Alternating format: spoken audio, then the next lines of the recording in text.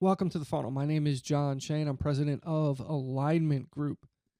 This is episode number 211 of the funnel. 5 mistakes business owners make when hiring their first sales rep. Before we get started, I wanted to tell you to head on over to alignment-group.com/the funnel. Subscribe to the funnel and we will send you the show notes weekly.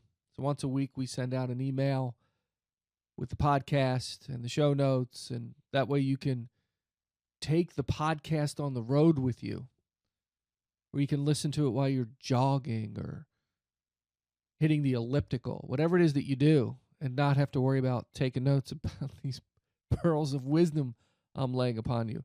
You can print out the show notes and have your notes available to you. So head on over to alignment-group.com/the funnel. Okay, so let's jump in. Our agenda today: no plan. That's number 1. Number 2, stop selling. Number 3, don't manage. Number 4, poor compensation. And number 5, hire the wrong person. So let's talk about no plan. Oftentimes when entrepreneurs start companies, they have sort of a basic understanding and a basic plan. I don't want to lump everybody together, but a lot of these entrepreneurial folks are very excited about getting started, and they go out there and they press the flesh and they knock on doors and they have meetings and they do everything they can to bring business into the fold, and they grow. They drive revenue, they hire employees, maybe they get some office space, et cetera, and things are going well, and they decide they want to hire their first salesperson. But one of the things they're missing is the plan for that salesperson to be successful. They don't write a sales plan. They don't have any goals in place. They don't have a process or a methodology in place. More than likely, they weren't even following a process or a sales methodology. They were just going out there, hitting the streets hard and making it happen, and assuming that if they bring somebody in, that they're going to do the same thing. They never followed any metrics, and they rarely used tools on a daily basis to help themselves, like a CRM or something to that effect. So there's this big gaping hole when a new sales rep comes in. There's all these things that need to be done. So I'm going to stop here for a second and say, a lot of times I hear, well, I'm going to hire somebody to do that. I'm going to bring them in to build those things for me. Okay, you're going to do that? Well, then let's just stop for a second and say they have a normal onboarding. Let's say you have that in place, but probably not if you don't have this. But it takes the average rep in most companies almost 12 months to start hitting some numbers. You just added to that by not having a plan, by expecting them to build all of this from scratch without any knowledge, any insight. So everything they gain, they have to get from you. They have to gain that knowledge from you. So they have to pick your brain, et cetera, et cetera. There's a lot to be done there. And I would say that that's a flaw. You should work hard on building a plan, put your goals in place, understand your sales process and methodology and how you're going to manage somebody and the metrics that's going to be managed by that. What are the metrics you're going to use? And put some tools in place that they can use. Make sure that they have tools available, because that's going to be a problem if you don't do that. The next thing they do is they stop selling. I find that interesting. Well, I hired somebody to do that for me. Okay, but you don't have a plan. So let's say it takes 4 or 5 months for them to build the plan for you in addition to onboarding, and they really don't get their first sale for 6 months. You're really going to stop selling? Why would you do that? How are you going to keep the pipeline full? Sales is the engine that drove your company. There's no way you should give up selling for at least a year with a brand new rep. And I'm saying, with all of that stuff, the planning, the goals, and everything in place, you shouldn't stop for a year. If you don't have any of that, then that's just insanity. So my suggestion is simple. Do what I talked about in the beginning, build out the plan, the goals, etc., and stay in shoulder to shoulder with them selling for a year. Don't scarf their business. Don't take stuff away from them, say, because I own the business. You never keep a rep. Make some clear lines. Throw them a bone or two if they deserve it, if they've worked hard for you. Do what you've been doing to keep the pipeline full as you build your sales engine. Don't give up on that. It's too early in the game. The next thing I see is their lack of management. They don't manage. They think I've hired somebody, I put them in place, they know what they're doing, I just give them their job and they go do it. They don't need me. I'm not a sales manager. I'm an entrepreneur. I'm a marketing person. I'm whatever. I use marketing because I work with a lot of agencies. Whatever it is that you do, I'm a Cutco knife guy, and I started this business. I'm sales. I can let them go do their thing. I can go do mine. I got to be president now. Okay, but that doesn't really work. Your work's not done. You can't just expect the production to happen and not have any accountability, especially if you were entrepreneurial and independent and you did it all on your own and you think everybody else should be like that. Well, they're not. Sales reps need management. They need oversight. So as you're putting your plan and your goals and everything together and you're planning on selling side by side with them, get some help on how to manage salespeople. Learn the basics. I adjust. When I work with a business owner and they do business owner stuff and they manage, I try to adjust what I teach them. Now, not everybody kind of takes my advice on how to meet, how to manage the meetings. They really struggle with it, but some of them are good at it. They really grab it. I understand they can't be a full-time sales manager, so we work in a way that's going to help them build a foundation for bringing in a manager someday. But sales reps absolutely, positively have to be managed, especially your first one. Business doesn't just happen on its own. I think I've stressed that enough.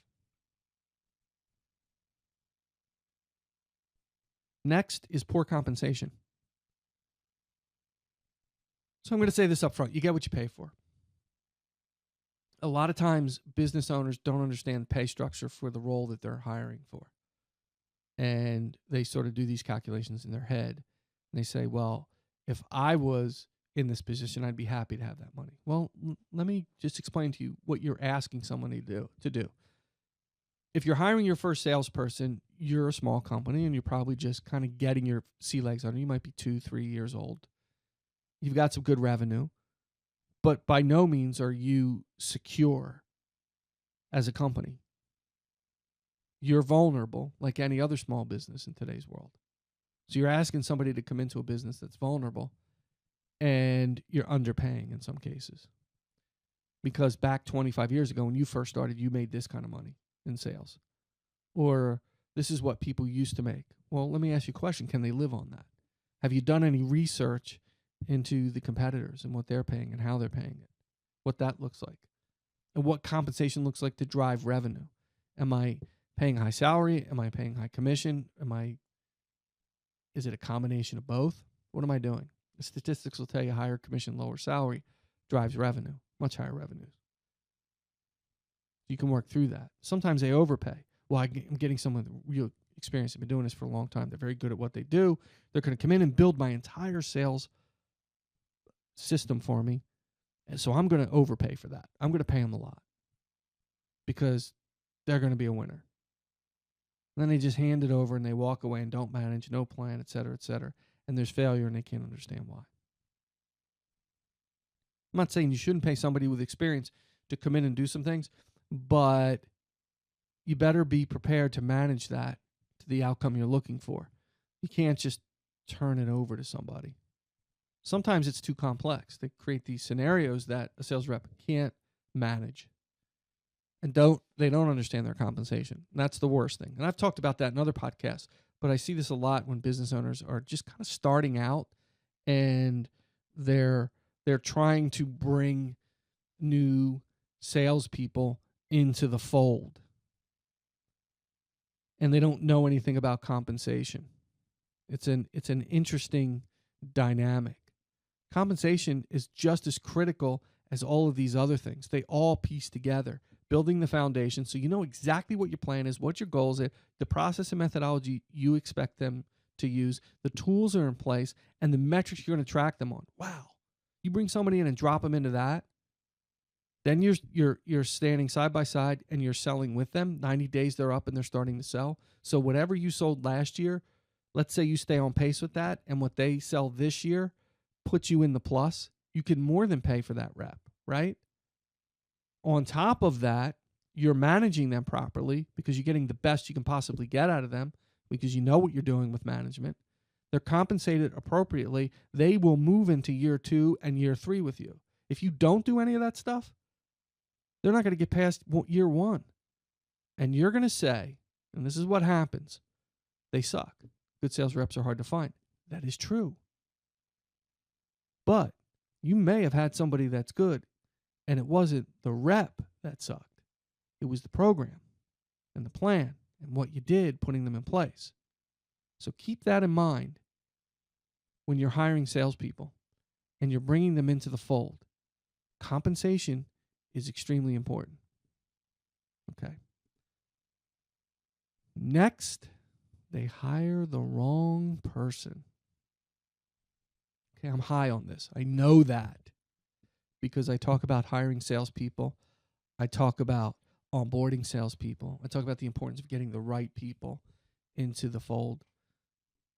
So, hiring the right person, your first salesperson, sets the stage for the future. I can tell you. When I meet with business owners and they're on their fourth rep or their fourth rep just left and they say, hey, I need some help here, they're usually under the assumption that it never works. I've sat in meetings where it doesn't work. They're not good. Sales rep, you just can't get them. I might as well do it myself. I'm not going to hire salespeople.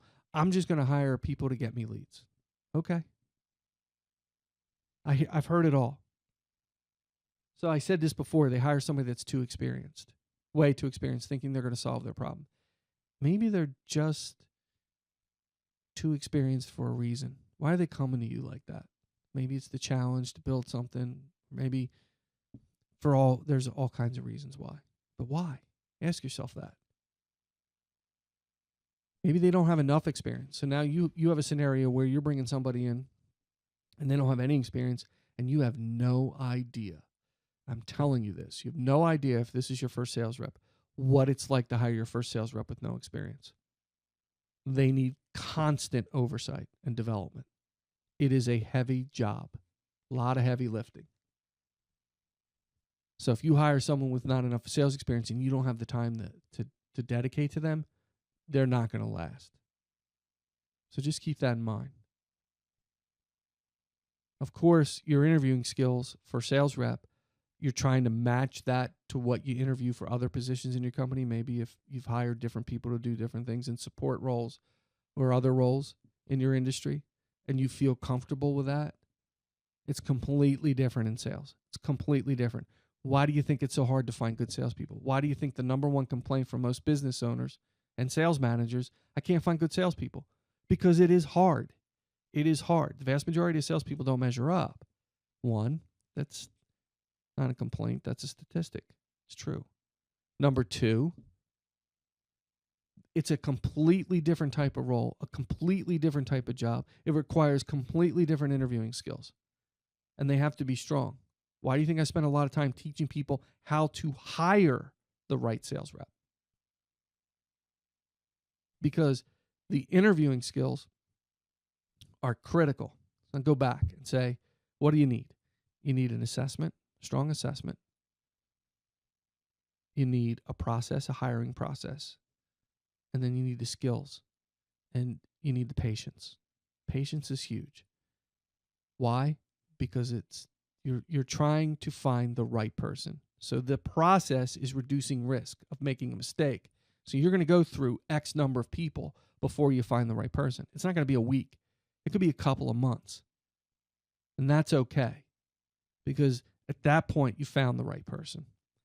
And finally, they try to hire themselves. Now, I know you can put in an entrepreneurial mindset, and that's great.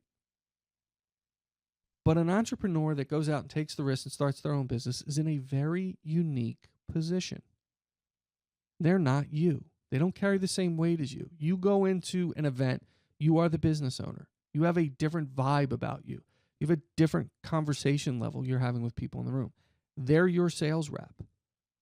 I'm not saying they're less than you. What I'm saying is it's a different vibe. So if you're looking for somebody like you, forget about it. You're going to want somebody slightly different. You're not going to want that complete entrepreneurial that flies by the seat of their pants. And I'm not saying all business owners are like all over the place. What I'm saying is you need the discipline of sales. And when you spend your time looking for yourself, that's a problem. And there might be some flaws there in your own skill set, but sheer willpower overcame that. there's a lot to that. But my point here is hiring the right person sets the stage not only for this hire and what it means to your company, but your future growth as an organization, because it really does set the tone on how you are viewing salespeople and how you view the value to your company. Just keep this in mind. Sales reps should never be an expense to your bottom line. They're not an expense. Accounting people are an expense. HR people are an expense. Anybody in those roles. It's okay. You have to pay for that service. Sales reps should pay for themselves and then some. And if you're looking at it as an expense, that's a problem. So keep that in mind when you're out there looking for your first sales rep. Any questions on that? Feel free to reach out to me. Thank you for subscribing to The Funnel, alignment-group.com/The Funnel. We can be found on facebook.com/alignment group. @John R is my Twitter handle. I'm on LinkedIn as well. You can contact me, Shea, at alignment-group.com. Website, www.alignment-group.com. As always, thank you for subscribing and keep filling the funnel.